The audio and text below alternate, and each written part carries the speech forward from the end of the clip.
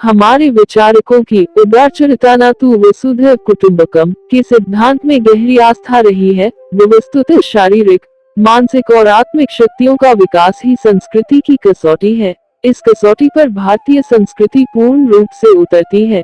प्राचीन भारत में शारीरिक विकास के लिए व्यायाम, यम, नियम, प्राणायाम, आसन, ब्रह्मचर्य आदि के द्वारा शरीर को पुष्ट किया जाता था। लोग दीर्घजीवी होते थे। प्राचीन भारत के धर्म, दर्शन, शास्त्र, विद्या, कला, साहित्य, राजनीति, समाज शास्त्र इत्यादि में भारतीय संस्कृति के सच्चे स्वरूप को देखा जा सकता है।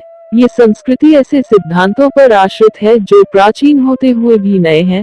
ये सिद्धांत किसी देश या जाति के लिए नहीं अपितु समस्त मानव जाति के कल्याण के लिए है। इस दृष्टि से भारतीय संस्कृति को सच्चे अर्थ में मानव संस्कृति कहा जा सकता है। भारतीय संस्कृति का नूतन आयाम ब्रिटिश साम्राज्य की नींव के साथ प्रारंभ हुआ। इस काल में सभ्यता ने संस्कृति को दबाने की चेष्टा की, अतः संस्कृति का यथार्थ स्वरूप उभर नहीं सका। इस युग में सामाजिक आचार विचार पर पश्चिमी संस्कृति का प्रभाव पड़ा। संयुक्त कुटुंब प्रथा के स्थान पर परिवारों का पृथक्करण होने लगा। धर्मनिरपेक्षता के सिद्धांत ने धर्म को पीछे धकेल दिया। विज्ञान ने ज्ञान के अपेक्षित स्वरूप की अपेक्षा कर दी। भौतिकवाद उभरकर सामने आया और भारतीयों का सांस्कृतिक दृष्टिकोण अपने मूल लक्ष्य से भटक गया।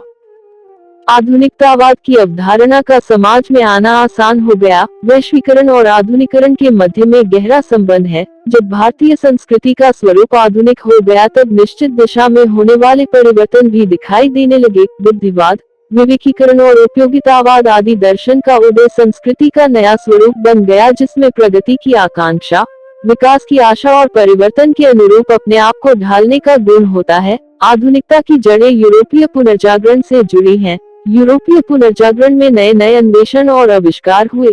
धर्म और दर्शन का नया संस्करण सामने आया। कला और विज्ञान के नवीन साधना का श्री गणेश हुआ। राजनीतिक तथा समाज व्यवस्था में मौलिक क्रांति का सूत्रपात हुआ। अतः इसके परिणाम स्वरूप पश्चिमी यूरोप एवं एशिया, भारत में एक नवीन चेतना का संचार हुआ। प्रौद्योगिकी विकास, विवेकीकरण, एकतरमना आदि द्वारा सभी क्षेत्रों में बुनियादी परिवर्तन हुए, जिसके परिणाम स्वरूप समाज की एक विशिष्ट स्थिति को प्रदर्शित करने वाली अवधारणा बनी।